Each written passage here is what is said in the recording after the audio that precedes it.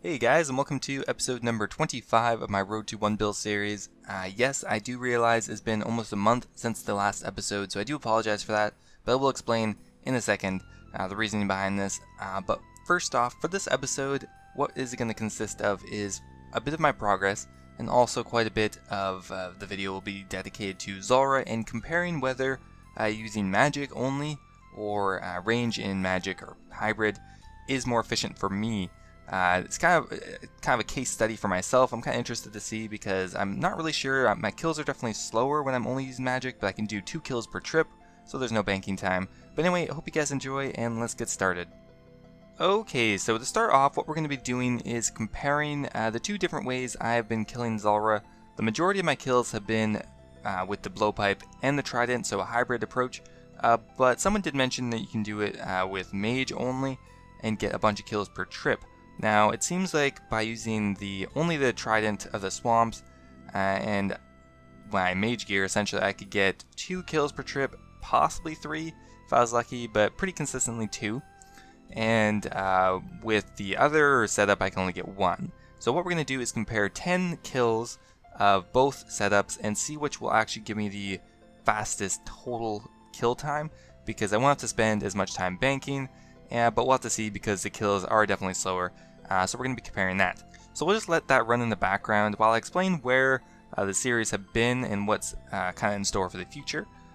So to start off, about 2 months ago, maybe 3, my hands kind of started to get quite a bit of pain.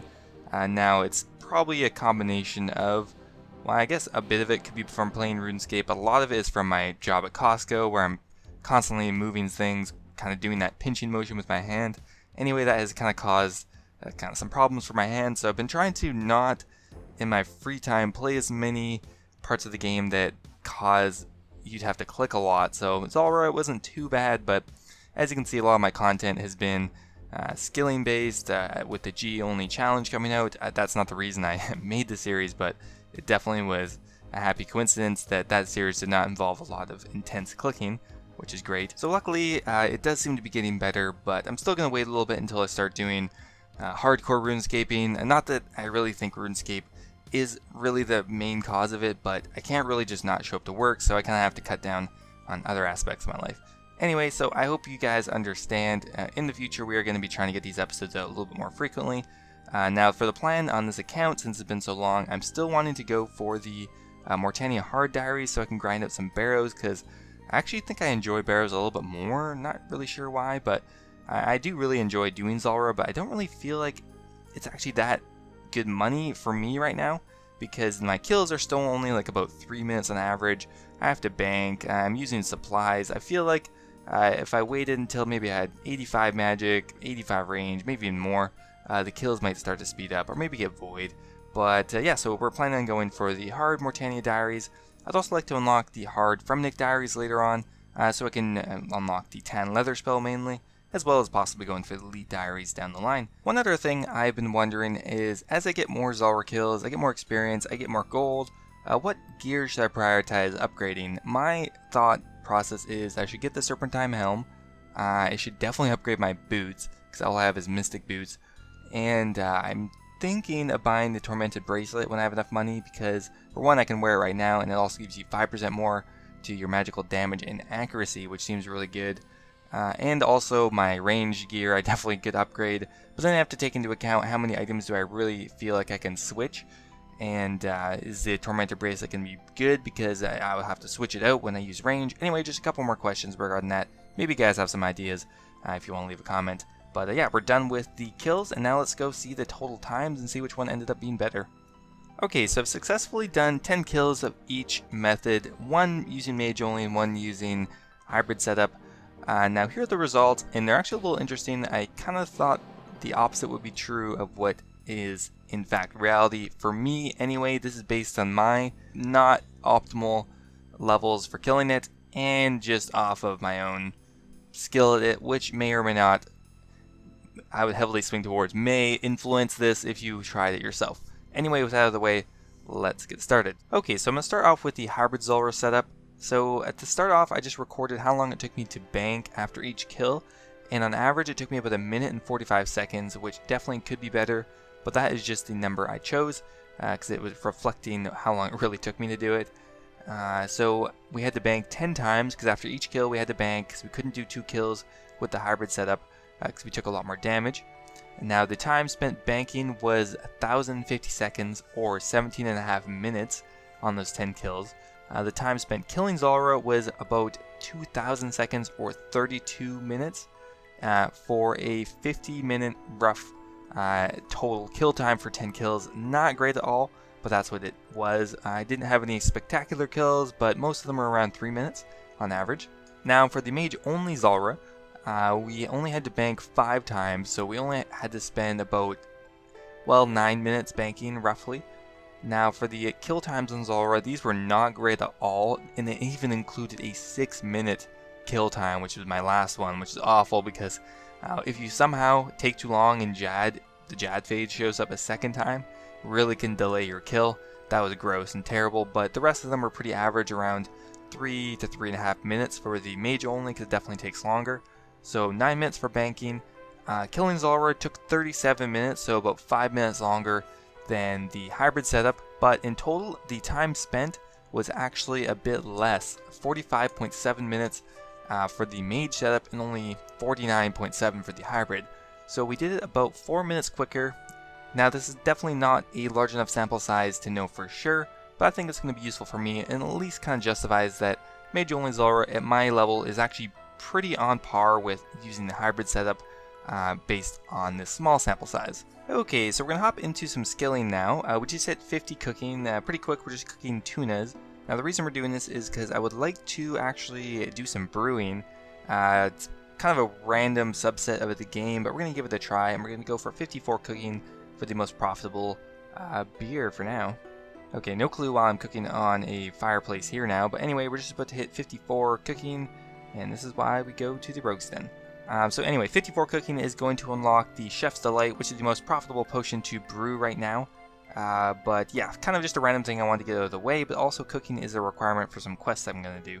Okay, so as part of the Desert Treasure prerequisites, I need to finish the Tourist Trap quest. Now, we're doing Desert Treasure to unlock the extended rewards for barrows from the hard diaries. Doing Tourist Trap is useful because you can smith darts afterwards, as well as getting some experience in agility. Okay, so we're just running through the underground tunnel here. We have to rescue Anna, which has dropped into a barrel somewhere, and somehow actually got locked out of the city, and they wouldn't let me back in, and they kept attacking me. I remember this being an issue last time too, so I'm not sure what that was about. Alright, so we can now smith darts, which is actually going to be pretty useful later on. Actually profitable smithing experience, I think. Okay, I think we're just finishing up the quest here, and what we're going to obviously put this experience in is agility, 100%. We're at 61 agility right now, so that's 4.6k agility experience, and another 4.6k agility experience we're putting right in there. So it's almost 10k that we won't have to get manually, which is probably going to save us like 40 minutes, really. But yeah, there's the Tourist Trap quest complete. Okay, so to actually do Desert Treasure, we do need to get my thieving level up, which I think may have been the initial reason for why I stopped playing this account.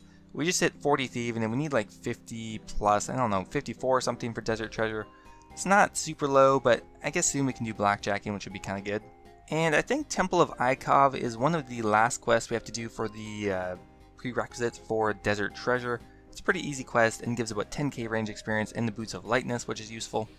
Okay, so I went and grabbed the ice arrows. I hope I got enough. I only got like 15 of them, but we do have Ava's accumulator, so I think we should be fine. We just have to kill, what's this guy called again? The Fire Warrior of Lazorak.